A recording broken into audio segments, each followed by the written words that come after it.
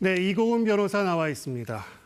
지금 파기환송심 재판이 15일로 잡혔습니다. 이 정도면 속도가 어느 정도 빠른 건가요? 굉장히 빠릅니다. 이 파기환송이라는 대법원의 판단이 나온 지 하루 만에요. 오늘 오전에 이제 바로 이 기록이 대법원에서 2심 법원으로 옮겨갔고요. 오늘 바로 재판부가 결정이 됐습니다.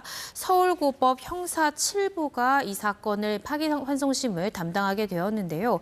그런데 오늘 바로 관련 서류를 이 피고인인 이재명 후보에게 발송을 했고요. 첫 번째 공판 기일까지 지정을 했습니다.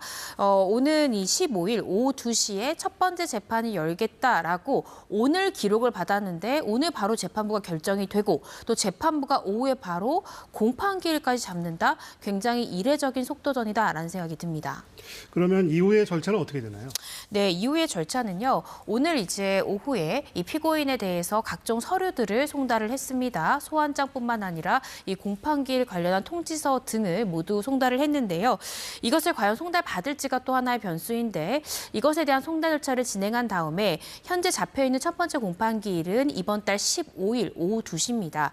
이 첫 번째 공판기일 때 아마 이 피고인인 이 이재명 후보 입장에서는 어떤 증인 신청이나 여러 가지 절차를 통해서 속행을 구할 가능성이 높습니다.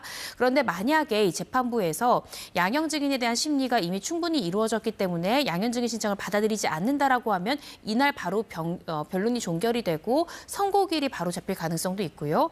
만약에 이 증인 신청 중에 이 파기환송심을 담당을 하는 서울고법 형사 7부 입장에서도 몇 명의 증인의 이야기는 들어봐야 되겠다라는 생각이 든다면 두세 번 정도 재판을 할 가능성도 있습니다. 어찌됐든 재판이 마무리가 되면 이 파기환송심의 선고가 나올 것이고요. 그 선고가 나온 날로부터 7일 이내에 예를 들어 그 선고의 결과가 벌금 100만 원 이상이 나올 경우에는 피고인인 이재명 후보가 아마 재상고를 할 것입니다. 이 7일 이내 재상고를 해야 되고요. 또 20일 이내에 재상고 이유서를 제출을 해야 됩니다. 그러면 결국 대선 전에 선고가 나올 것이냐 이게 관심인데 어떻게 보십니까? 네, 지금 그 부분이 많이 논란이 되고 있는데요.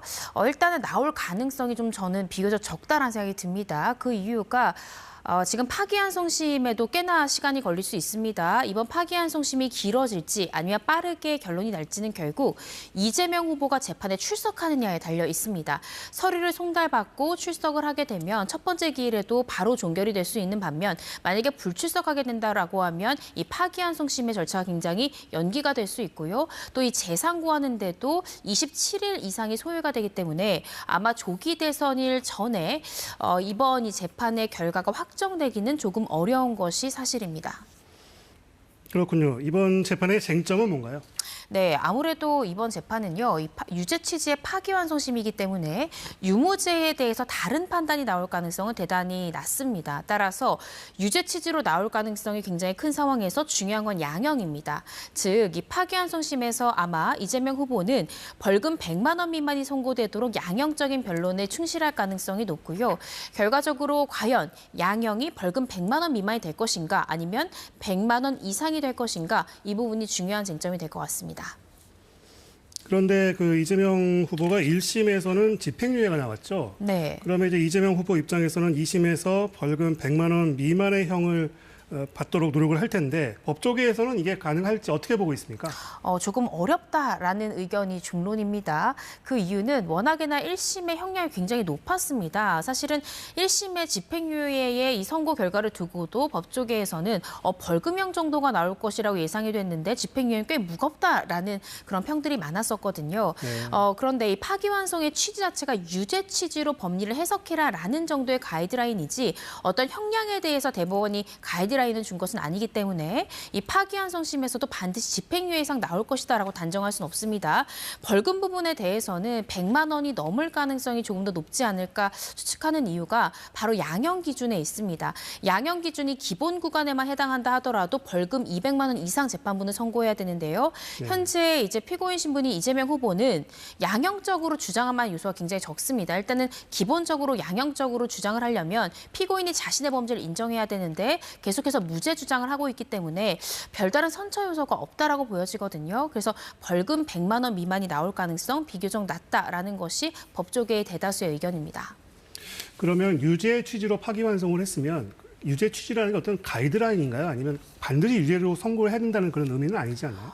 기속력이 있습니다. 기속력? 네, 기속력이 있습니다. 즉, 이 대법원에서 해석했던 법리대로 해석하도록 기속합니다. 그렇기 때문에 어떠한 게 다른 새로운 큰 증거가 나오지 않는 한 이 대법원의 유죄 취지에 따르는 것이 통상적이고요. 그것을 뒤엎는 결과가 나오려면 어떤 새로운 증거가 나와야 되는데 사실은 이재명 후보의 사건에는 새로운 어떤 유무죄를 다툴 만한 증거가 새로 나오기가 대단히 어렵기 때문에 그래서 아마 파기환송심에서도 유무죄의 변동이 나올 가능성이 대단히 낮다라고 법조계에서는 보고 하지만 양형 부분에 대해서 최대한 아마 이재명 후보가 집중해서 변론할 것이다라는 것이 중론입니다. 네, 앞서 말씀하셨지만 재선고 가능성도 있기 때문에 이게 굉장히 길어질 가능성도 있을 것 같아요. 어떻습니까? 네, 그렇습니다. 이 재상고 자체가요. 만약에 벌금 100만 원 이상이 나온다라고 하면 당연히 이재명 후보 입장에서는 재상고를 통해서 확정을 늦추려고 노력할 수밖에 없습니다. 그렇다라고 한다면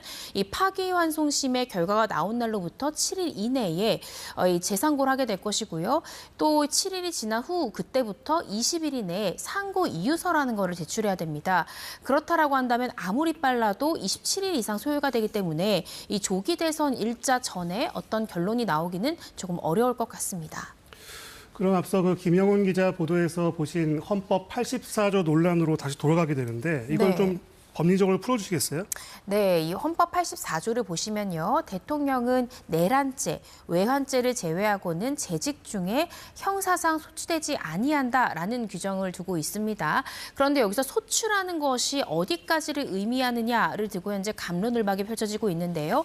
소추라함은 사실 사전적 의미는 기소를 의미합니다. 그렇기 때문에 어떻게 생각하면 법문헌에 정확하게 해석하자면은 새로운 범죄로 기소되는 것을 막는 규정으로 봐야 되는 것이냐 아니면 이 소추라는 것의 추를 재판 진행, 즉 이 대통령으로 당선되기 전에 받던 재판마저도 중단되는 것으로 해석하는 것이 맞느냐라는 논란들이 있는데요. 이 부분에 대해서 제 개인적인 의견은 사전적인 의미로 보면 기소로 보는 것이 맞지만 이 해당 규정의 법적 취지를 보자면 대통령의 국정 운영에 있어서의 안정성을 도모하기 위한 규정이라는 측면에서 또 현실적으로 대통령이 당선이 됐는데 5개의 재판에 참석한다는 것이 현실적으로 어렵기 때문에 결과적으로 진행되는 재판이 중단될 가능성이 조금 더 높지 않을까라는 생각이 듭니다. 그럼 경우에 따라서 물론 가정이지만 헌법재판소까지 갈 수가 있는 건가요? 네, 저는 그럴 것 같습니다. 어떻게 갈 수 있느냐 여러 가지 경우의 수가 있겠지만요. 만약에 이재명 후보가 대통령으로 당선된다라고 하면 아마 5개의 재판부에 재판을 좀 중단해달라라는 의견서를 제출할 가능성이 있습니다. 그럼에도 불구하고 일부 재판부에서 우리는 재판을 계속 진행하겠다라고 하면 권한쟁의 심판을 청구할 가능성이 있습니다. 즉 법원과 정부 간에 이 대통령의 국정 운영 관련한 부분들에 대해서 방해가 되고 어떠한 권한의 침해가 있기 때문에 이 권한쟁의 심판 청구를 통해서 이 부분이 어떻게 생각하면 해석이 최종적으로 나올 수 있을 것 같습니다. 네, 근데 오늘 민주당이 법을 바꾸겠다고 나섰는데 법 쪽에서 어떻게 보시는지 좀 간단하게 말씀해 주시죠. 네, 이 형사소송법 306조를 보시면요. 공판 절차를 정지할 수 있는 규정이 있습니다. 그 사유로는 의사결정 능력이 없어지거나 사물 변별 능력이 없어졌을 때 질병 기타 사유로 출정 자체가 불가능할 때 공판 절차 자체를 정지할 수 있는데요. 여기에 한 가지 규정을 더 신설하겠다라는 겁니다. 대통령 선거에 당선된 때는 이제 그 임기를 종료할 때까지 공판 절차를 정지할 수 있다라는 규정을 새로 신설한다라는 것인데요. 법조계에서는 아무래도 이것이 국민 모두를 위한 것이 아니라 어떤 특정인을 향한 이 법 신설이고 개정이고 또 심지어는 소급표까지 인정해야 되는 그런 상황이기 때문에 위헌 시비가 계속될 수 있다. 즉 법적인 논쟁이 계속될 수 있다라는 의견들이 나오고 있습니다. 네, 이고은 변호사였습니다. 말씀 잘 들었습니다.